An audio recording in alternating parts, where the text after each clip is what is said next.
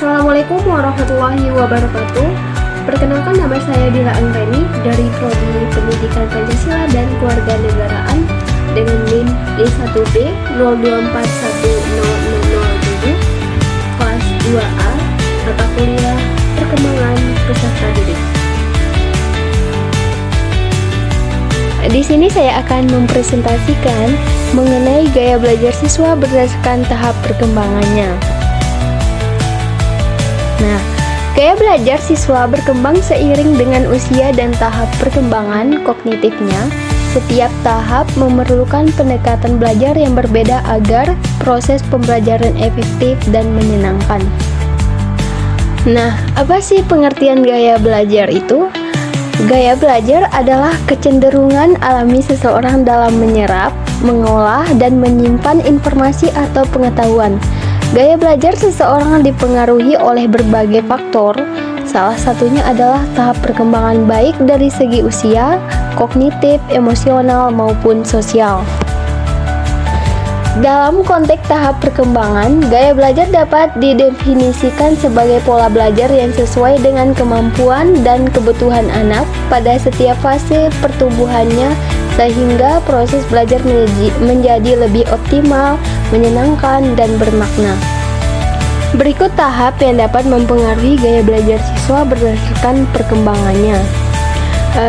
Yang pertama ada tahap usia dini, yaitu dari 0 sampai 6 tahun. Usia dini adalah masa keemasan perkembangan anak, di mana otak anak berkembang sangat pesat. Anak belajar melalui pengalaman langsung, interaksi dengan lingkungan, dan aktivitas bermain. Ciri-cirinya belajar melalui bermain, meniru, dan pengalaman langsung. Kemudian ada gaya belajar dominan, yaitu kinestetik. Kinestetik yaitu aktif secara fisik, suka menyentuh benda, suka bergerak. Dan kemudian ada strategi. Pembelajaran berbasis permainan, lagu, cerita, dan aktivitas fisik. Kemudian yang kedua, tahap sekolah dasar, yaitu dari 7 sampai 12 tahun. Pada tahap ini, anak mulai mampu berpikir lebih logis dan sistematis. Mereka mulai bisa memahami konsep yang lebih abstrak, tapi masih sangat terbantu dengan pendekatan konkret dan visual. Ciri-cirinya, kemampuan berpikir konkret mulai berkembang. Kemudian gaya belajar dominannya visual dan kinestetik. Visual yaitu suka membaca, melihat gambar, menonton video pembelajaran. Dan kinestetik yaitu suka bergerak saat belajar lebih cepat saat melakukan langsung. Kemudian strategi, gunakan alat peraga, gambar, aktivitas kelompok, dan eksplorasi langsung.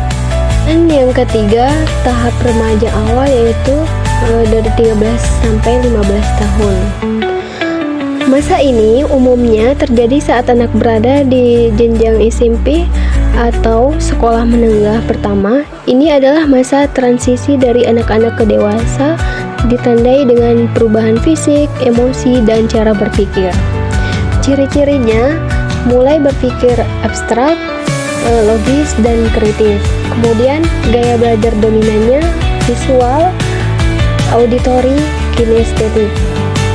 Visual yaitu menggunakan mind mapping, membuat catatan dengan warna, menonton video pembelajaran. Yang kedua ada auditory. Auditory yaitu mendengarkan rekaman pembelajaran, belajar dalam kelompok diskusi, membaca keras-keras. Yang ketiga itu ada kinestetik, yaitu menggunakan alat peraga, bermain peran atau simulasi, dan belajar sambil bergerak, misalnya sambil berjalan membaca catatan. Kemudian yang keempat, tahap remaja lanjut, yaitu dari 16 sampai 18 tahun. Biasanya berlangsung saat remaja duduk di bangku SMA atau SMK. Ini adalah masa persiapan menuju kedewasaan dan kemandirian. Ciri-cirinya yaitu kemandirian, belajar mulai terbentuk. Kemudian gaya belajar dominannya disesuaikan dengan minat dan kekuatan masing-masing. Kemudian strategi, yaitu belajar mandiri, riset, kerja tim, penggunaan teknologi. Hubungan gaya belajar dan perkembangan siswa. Gaya belajar berubah sesuai dengan tahapan usia dan perkembangan kognitifnya. Kemudian, penting bagi guru dan orang tua untuk menyesuaikan pendekatan belajar. Fleksibilitas dan kreativitas dalam metode pembelajaran sangat dibutuhkan. Kemudian, kesimpulan. Setiap tahap perkembangan memiliki karakteristik gaya belajar yang berbeda. Mengenali dan menyesuaikan gaya belajar dapat membantu siswa berkembang optimal. Peran pendidik dan lingkungan sangat penting untuk mendukung proses ini. Mungkin hanya sekian video pembelajaran yang saya dapat sampaikan. Mohon maaf apabila ada kesalahan kata. Saya Bila Anggreni, pamit undur diri. Wassalamualaikum warahmatullahi wabarakatuh.